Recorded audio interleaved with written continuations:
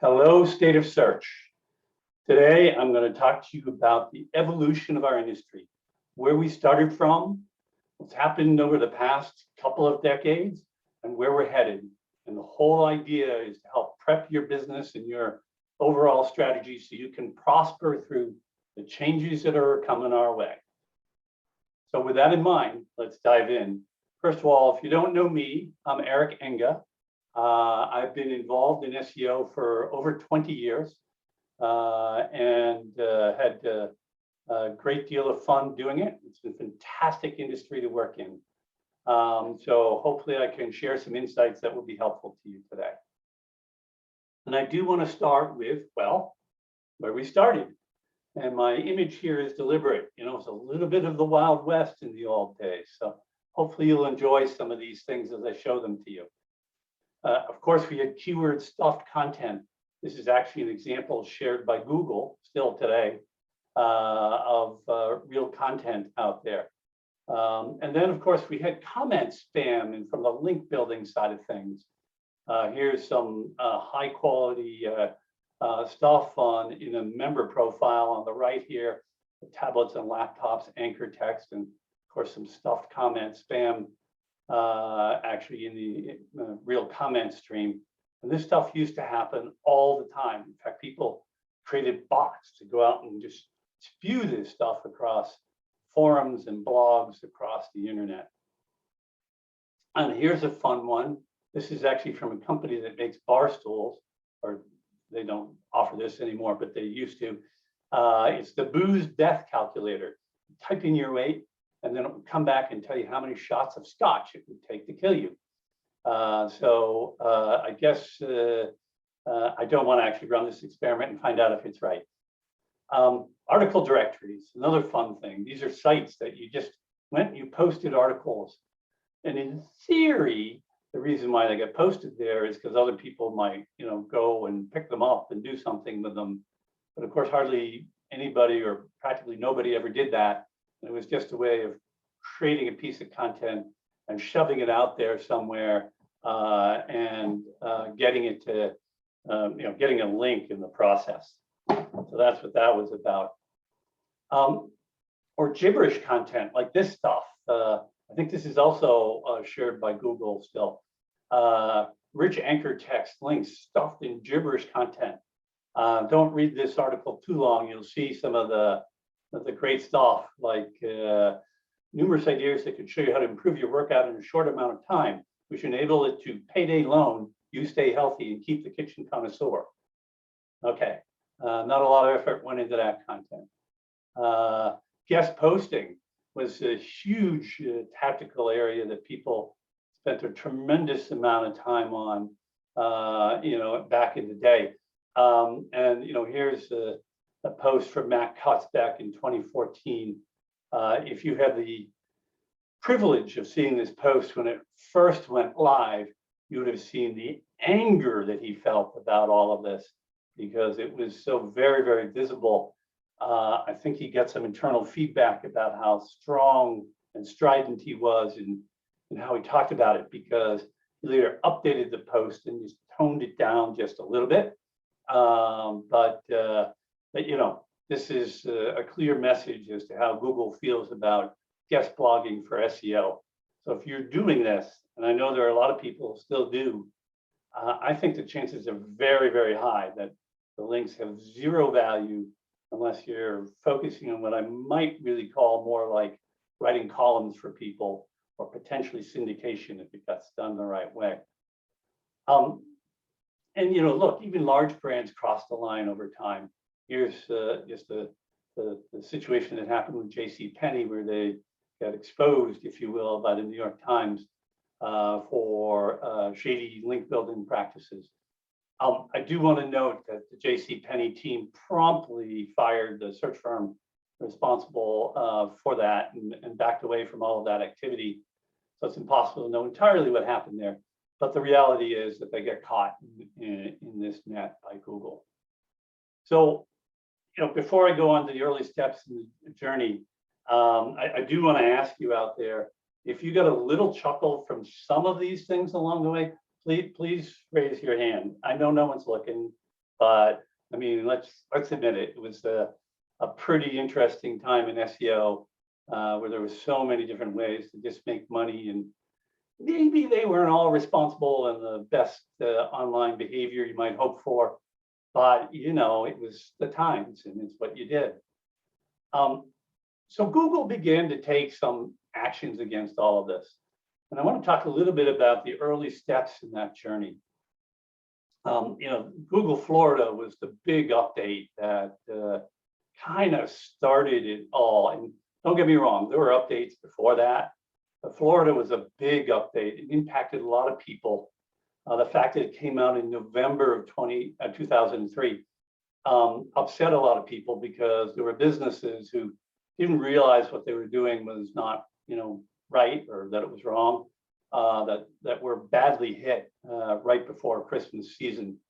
But you know, it was really sort of the beginning signal that Google was going to work very hard and take major measures to protect the quality of its search results. And this actually was believed to have been targeted at links. And then fast forward, I'm jumping forward 8 years. A lot happened between Florida and Panda, of course. But Panda was another major milestone, came out in February of 2011. Fun fact, 4 weeks before that, I had published an article on Search Engine Land, kind of calling out that content farms sites that were out there, that their days basically were numbered. Not having any idea that Google was this close to releasing something. And then on February 23rd, out it came. And so here's some of the guidance that Google gave on Panda at the time. And I'm not going to read through all of it. Some of the things are interesting. You know, would you be comfortable giving your credit card information to this site? Does it complete, the article provide a complete or comprehensive description of the topic? Does it look like quality control has been done on the content? Are they a recognized authority? So these are things that, you know, we still talk about today. But Panda was the marker, really the starting place of attacking really poor quality content. And then we had the page layout algorithm. That was back in 2012. What's interesting about this one is it was actually one of the very first things that they did, which was explicitly targeted at user experience, which is really interesting. And the whole idea here was that if you had too many ads above the fold, so when someone first clicks on that search result and comes to your website, they get, you know, primarily ads and not get to the content that they want. And Google decided that that was a poor customer experience. It was certainly a bad customer experience from the point of view of their search results. So they wanted to protect that and took measures to lower the rankings of people who just didn't show that good quality content right above the search results. So that was interesting. And then, you know, here all the way back in 2008, I'm just showing that I authored a post on the Moz blog at that time called "I Don't Buy Links." This was back in a time when that kind of thinking was almost heretical in the industry and highly controversial. I can't tell you how many times I was told that I was bringing a knife to a gunfight. Now, mind you, I've built and sold 4 businesses from scratch without buying any links for any of them. So wasn't necessary then, it isn't necessary now. But it was actually quite a while before Google took action on that one. And it was in 2012 that we saw Penguin being that first major algorithmic action that Google took to protect their index from poor quality link building practices. You know, this post here from Matt Cutts highlighting that, hey, you know, SEO can be positive and constructive, but there's certain things that we don't care for. And that was all about links. The tricky part about Penguin, before I go on, is that those releases only came out a couple of times a year, or maybe 4 times a year at its peak. And in some cases, it was like over a year between releases. So if you had committed a penalty or something that Penguin punished, and then you fixed it, you sometimes had to wait an extended amount of time before you could come back out from the damage that the algorithm had caused. But anyway, that's just a little bit of a look at the history of how Google began to take actions and some of the major things they took during what I'll call the early days of all this process. In this next section, I want to talk a little bit about what Google wants, really, and what are they trying to accomplish with all of this and their overall search results. And so, first of all, there's a reason that this is still their UI. If you go directly to google.com, this is what you see. And the reality is it relates to what the user wants and what they're looking for from Google. And it's really simple. It hasn't changed. It's been the same since back in 1998. The user just wants something fast. Now, to be fair, as we know how Google has evolved, the user doesn't actually care whether the answer comes directly from Google, like a featured snippet or something like that, knowledge box or knowledge panel, or they go to a website, but they do want that answer fast. They're not going there to stay there. It's a big contrast to YouTube, for example, where the user might go and actually spend an extended amount of time watching videos. And then if we delve into how Google thinks about doing all that, and I want to just walk through some tweets here over the years, something more recently from Danny Sullivan in response to queries he was being asked about BERT. Nothing to optimize for here, nothing to see here. These aren't the bots you're looking for. But the fundamentals of us seeking to reward great content remain unchanged. Okay, go back a little bit further. Want to do better with a broad change, and here he's referring to those large core algorithm updates that we've been seeing over the past few years. And what do you want to do? Have great content. So that's a pretty clear message. And then here's one from Gary Eish. It's in response to Rishi Lakhani here asking about an affiliate site. And Gary's response is, have you seen what the At The Points guy is doing? They create amazing content. And yes, while they have sponsored links, our focus is on the user. So, again, some clear messaging about the thought process here. And then, another one here, in response to Marie Haynes, asking about a form with thousands of blank pages, and did that hurt you? And same sort of message. What you really need is content created with care for the users. That's it. And blank pages we just ignore. But again, you see the emphasis on depth and breadth of content and users throughout these tweets. There's so many more examples of these that I could have pulled, by the way, but these are some pretty good ones. And I also want to take a moment and deal with an old myth here, which is this idea that people have that Google is just going to convert the entire search results to ads. And that they're looking for as many ways systematically to do that as possible.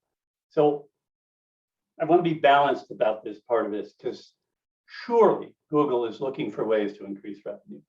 There is no doubt about it. And to the degree that they can find ways to increase ad revenue, they'll try many different things to do it.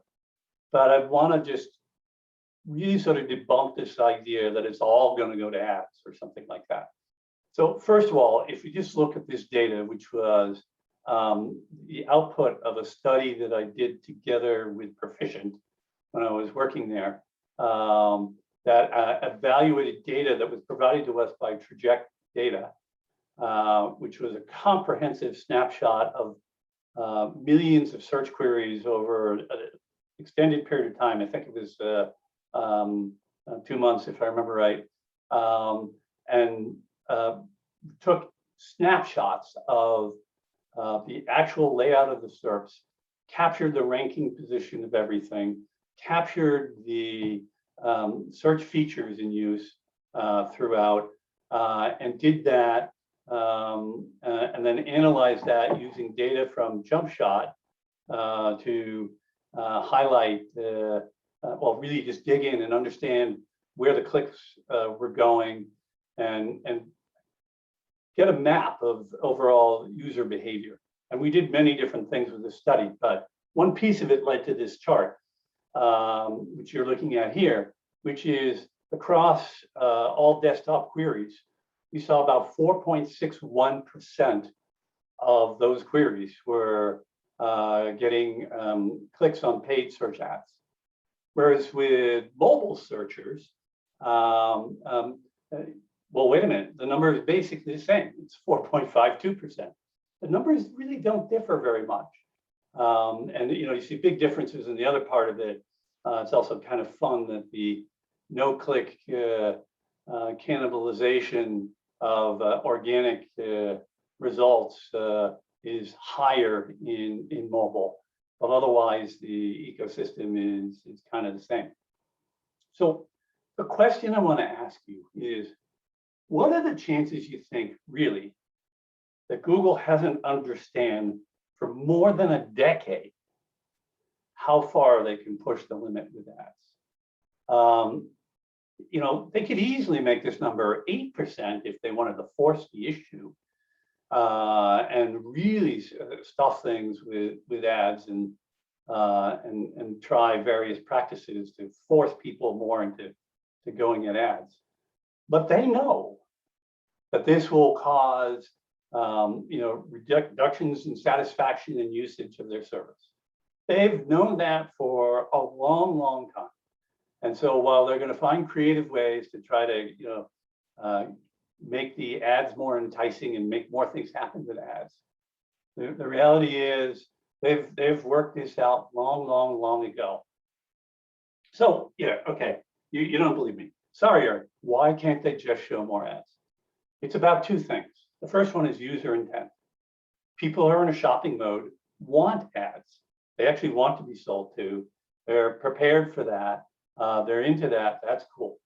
People who have a navigational or informational intent, they don't want ads. They just have no interest in ads at all. And then on the publisher side, the publishers who are paying for the ads, they only want to pay for clicks from people who have a chance of buying something.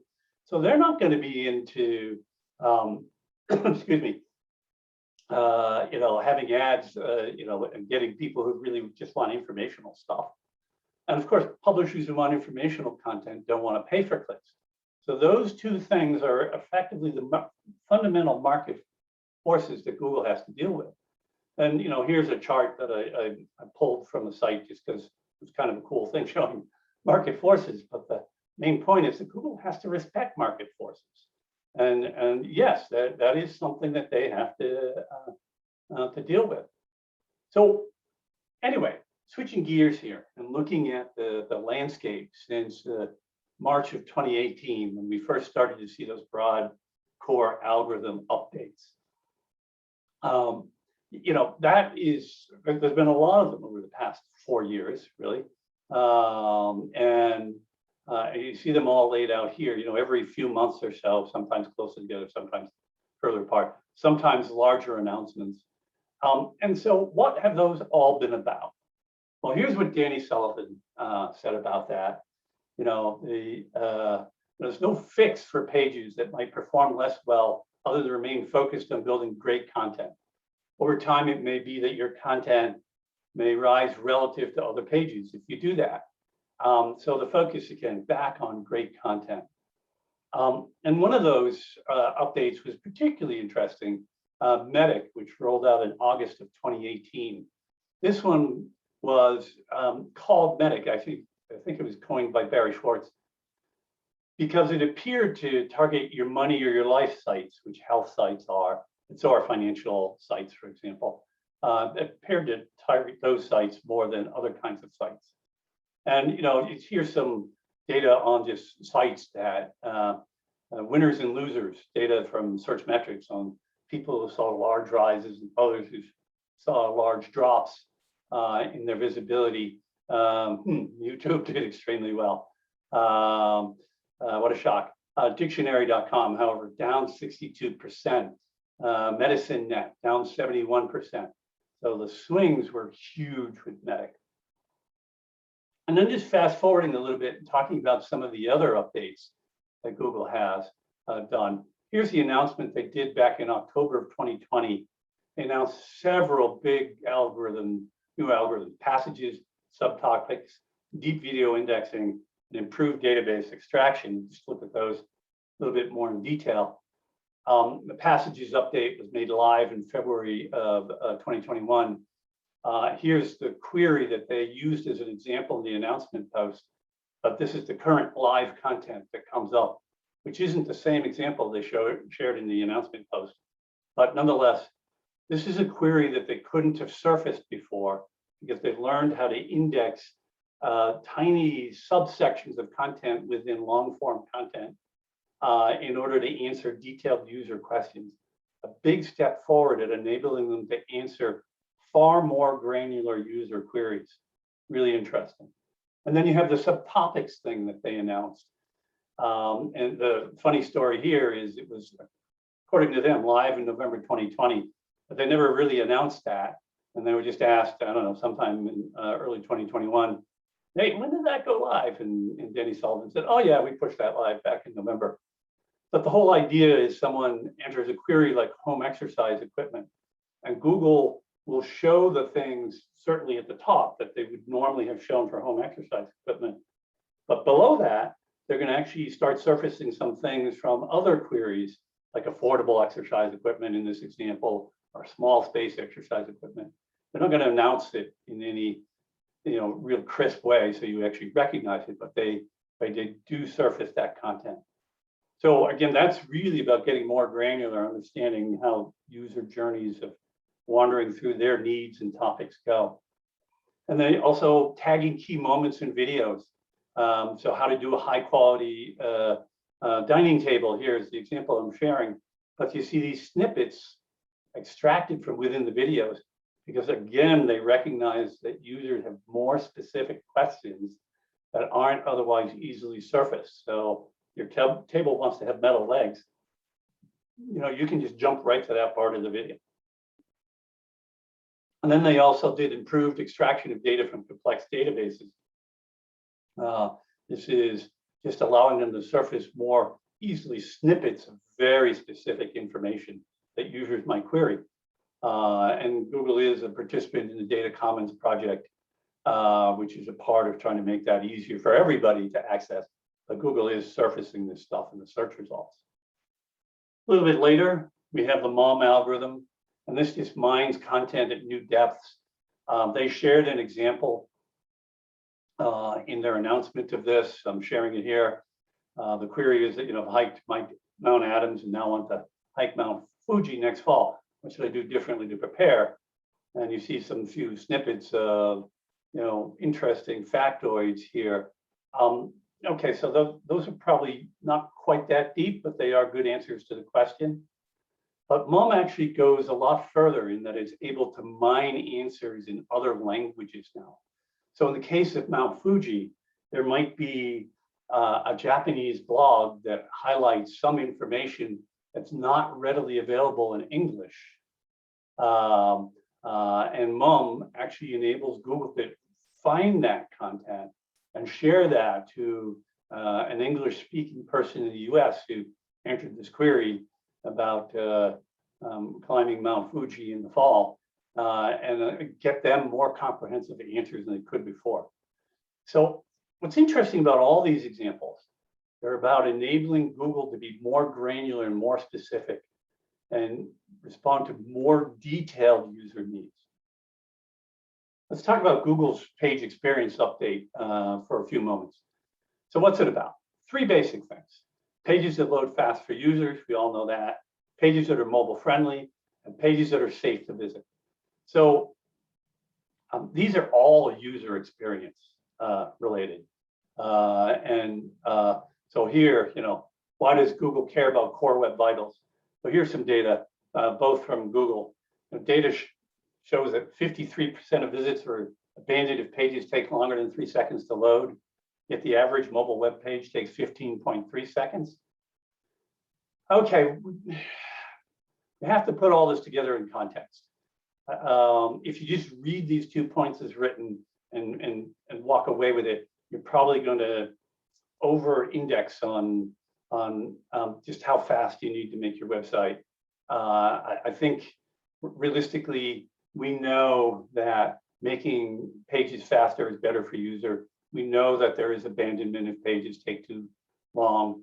Doesn't have to be as extreme as the number here suggests, but it is a user experience thing.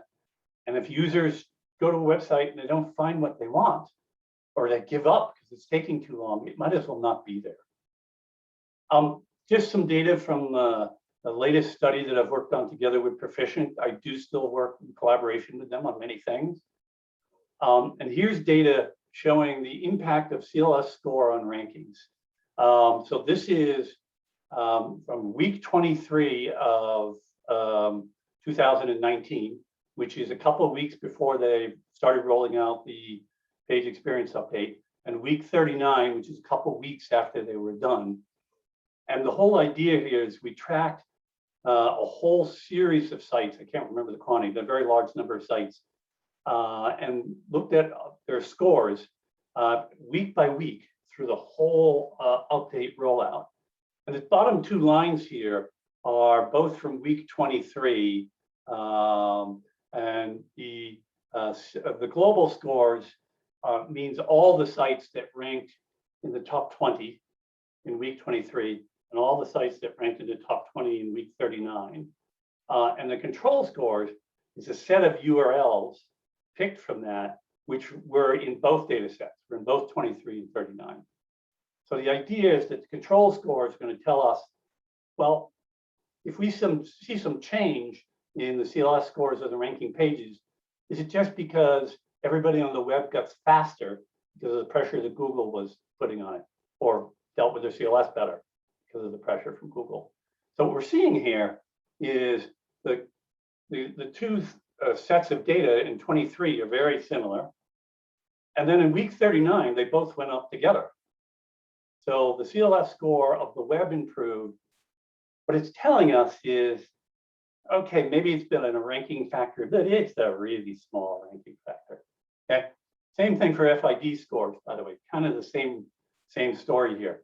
The week 23 data, it all got better by week 39, but it all got better. It isn't just that they ranked pages higher because of FID.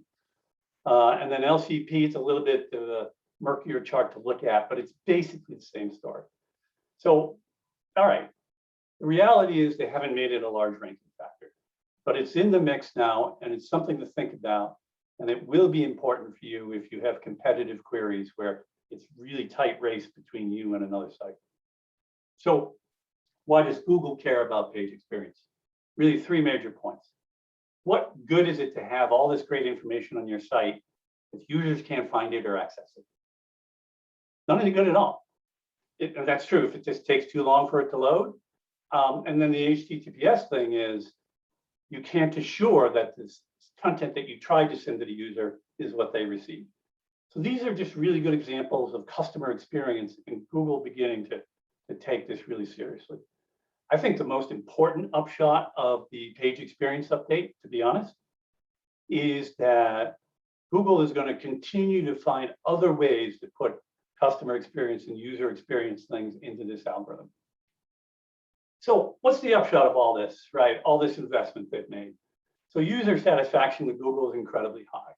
I mean, 80%, it's hovering around 80% all the way back since 2002. This is an incredible track record and something that shows that they've really done a great job.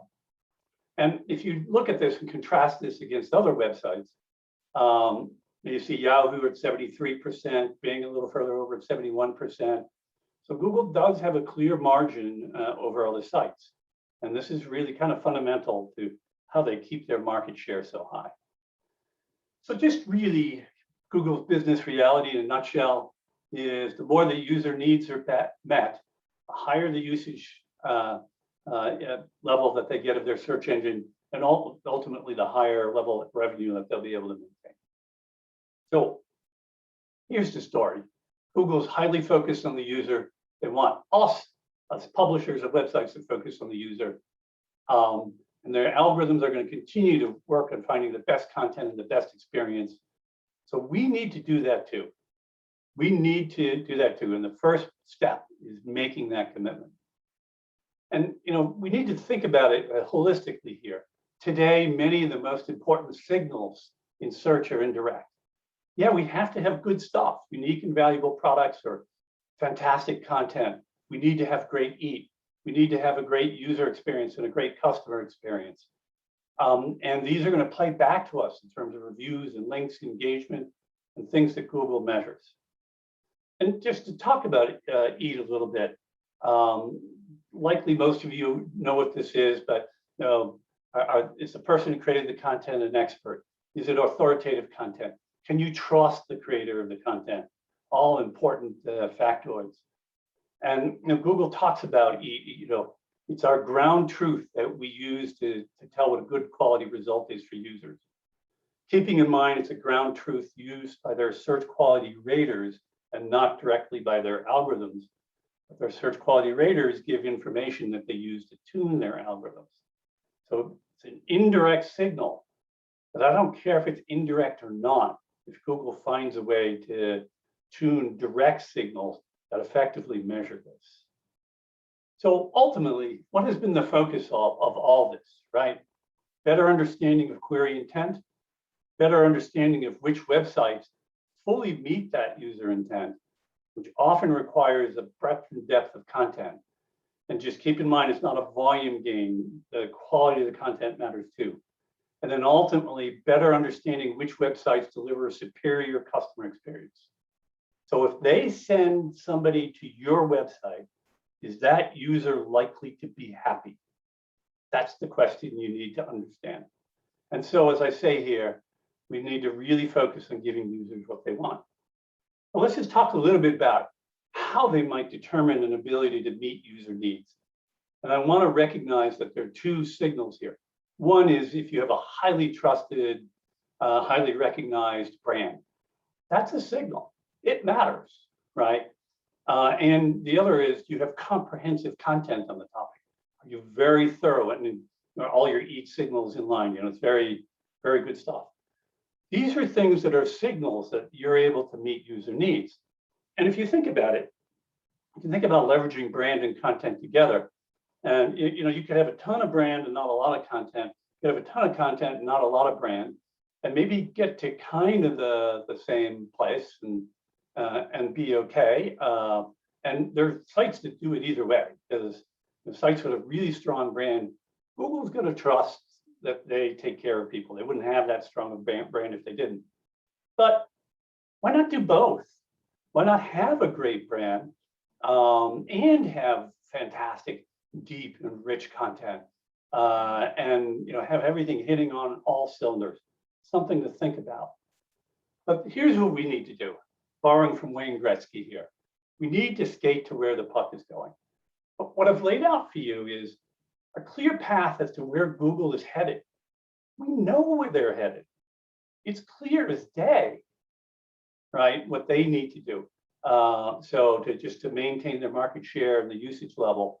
So while they do their various things to try to make revenue, part of that through driving usage, but also finding ways to get some more money per visitor, they still have to attend to those things. And we know we're going to do those things. So if we know they're going to do these things, we need to align ourselves with that. So this is a chart that I've been using for years, but it's still a good one. You need to ask yourself, what percentage of visitors do you satisfy? That isn't just the content quality, which you need, and the breadth and depth, which you need, but it's also the user experience and the customer experience. And if your competition satisfies a larger percentage than you do because you're at a lower percentage,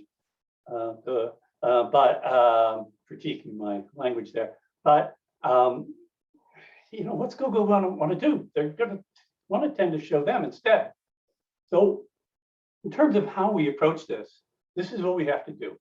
in addition to doing whatever we're doing about our brand, we need to have more comprehensive libraries of content than our competitors do. The sites that do that tend to thrive.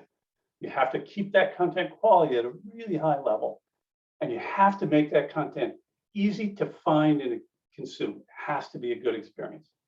So with that in mind, we could agree, hey, novel concept here. Content really is king. So here's the question.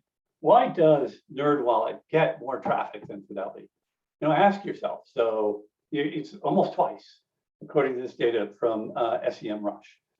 So first of all, they have far more informational pages.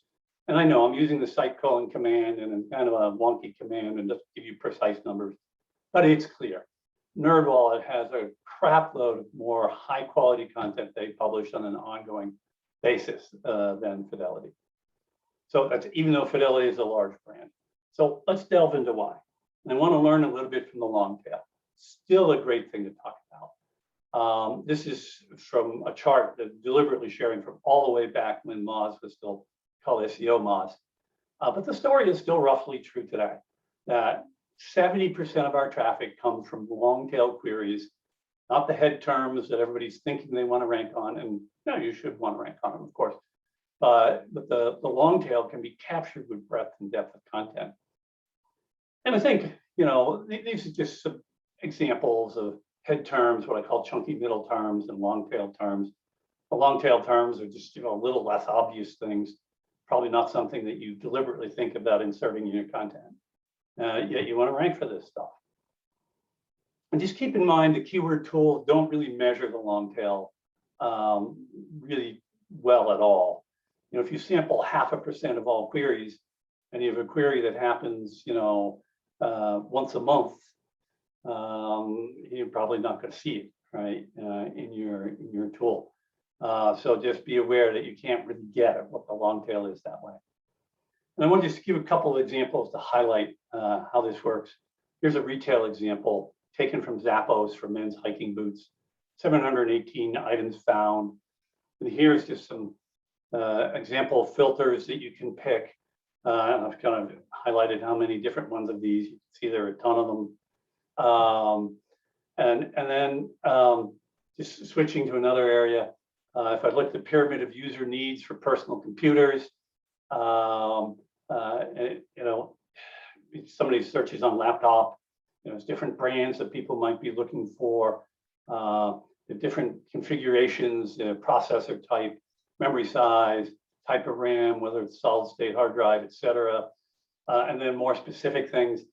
There's a lot of detail that goes into this thing. And in fact, if you go to Dell.com and you search on in URL laptops together with a site called Dell.com, you get 188,000 pages returned by that query. And then diabetes, very, very similar story. WebMD has 394 pages of content about diabetes. It's like, what the heck are they writing about with all that time? But I mean, obviously it's something. So here's a chart that I borrowed from Bloomreach. What we've learned over time is that most customer time is spent on discovery. It's really unlikely they're going to come to one page on your site, immediately convert and sail off happy into the sunset. This data from Bloomreach says that 82% of B2C visitor time is spent on browsing or searching, and the figure is 76 B2B. That means people are really looking for granular detail. What this means, and this is something I've been saying for a while now, SEO is really driven by content. And you need to think about content, not just for that initial commercial query, but you need to be thinking through the entire customer lifecycle, starting with awareness for that top of funnel stuff, developing their interest, walking through consideration and conversion or decision, and then retaining them. And this is a very involved process. So what I want to do is share a couple of quick case studies. They're both in the addiction treatment space, and it's interesting because they get very similar results, but by somewhat different paths. So this is addictioncenter.com, data from SEMrush again. They're getting about 2 million visitors a month. I just did a profile of the folders getting the most traffic on their site using some proprietary algorithms for estimating their click volumes, but leveraging SEMrush data. And you look at it for addictioncenter.com, and these are the top folders, right? And over on the right, you see by content type, and you see that evergreen article content over and over and over again is the dominating source driving traffic to their site. Interestingly enough, by the way, they have 226 articles in a cities folder where they tried an experiment to talk about addiction treatment specific to given cities, and it was basically a failed experiment because you can see that it yielded zero traffic. And so here's one of the quality pieces of content that they have about Halcyon. I'm not even quite sure what that is, but it was the thing that I picked out. And you can see that, it's a type of benzodiazepine. A lot of good detailed information, really good cross-linking that you see in certain places to other related content. Whereas that cities content, okay, drug and alcohol addiction in Bowling Green, Kentucky.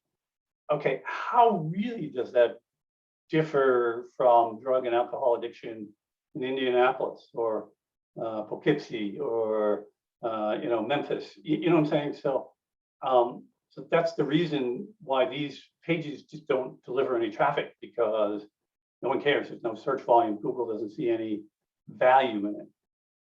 Second site that I want to look at as an example, recoveryvillage.com. This one has a little bit more traffic, but pretty similar, just under 2.2 million a month. Again, traffic, data from SEMrush. Sorry, got to say their brand name the right way. And here's the traffic folder analysis here for these guys. Evergreen article content down the line, all of it. All their top folders are evergreen article content, which is really interesting. And I actually did a little bit of a different analysis here, because there's another key point that I want to highlight. Is I looked at the distribution of monthly search volume for heroin articles on the site, and there was like 90 of them or something like that. And you see that 5 of them had 10,000 plus monthly search volume, another 2, 5,000 plus, 18, 1,000 plus to 5,000, and so forth. They have 24 articles they created that had zero discernible search volume. Why did they do that? It's a business that's clearly driving its business, its results primarily through SEO, because they recognize that granularity, that long tail of user needs, and they understand that Google is looking for that highly granular content. So to wrap up, what we've learned: Google's profit motive requires them to focus on delivering great results. Google has gotten the message, and they've invested heavily through the years on improving its results by serving on an increasing basis sites that do a better job of answering user needs. We've also learned that user needs are just very vast and complex, and the long tail remains not a big thing, it's a huge thing. Google also now considers user experience a core ranking factor. That was a big step, albeit the page layout update was a start many years back. They continue to invest heavily in making improvements. We've seen that sites that invest heavily in content that meet more user needs are winning. That the role of UX and CX, the ability for users to get the content that they actually are looking for, is increasing and will continue to increase over time. Thank you so much for listening and watching. Looking forward to your questions, and thank you again.